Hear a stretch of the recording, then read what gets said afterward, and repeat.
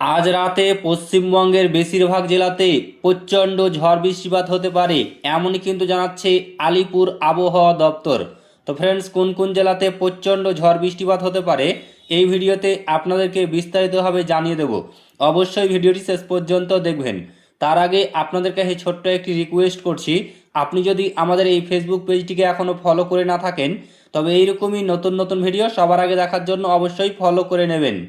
আলিপুর আবহাওয়া দপ্তর জানিয়েছে, আজ রাতে উত্তরবঙ্গের সবকটি জেলাতে ভারী থেকে অতি ভারী বৃষ্টিপাত হতে পারে।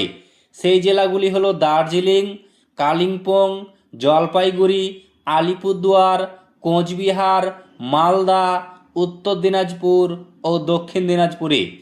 ভারী থেকে অতি ভারী বৃষ্টিপাত হতে পারে আজ রাতে বাঁকুড়া, বীরভূম, পূর্ব বর্ধমান, পশ্চিম বর্ধমান, নদিয়া ও মুর্শিদাবাদে।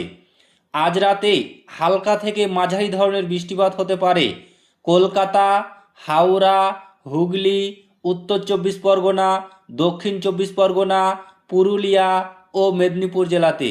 তো ফ্রেন্ডস, এই ছিল আজকের আবহাওয়া দপ্তরের লেটেস্ট খবর। ভিডিওটি ভালো লাগলে লাইক করবেন, শেয়ার করবেন এবং ফেসবুক পেজটিকে ফলো করে নেবেন।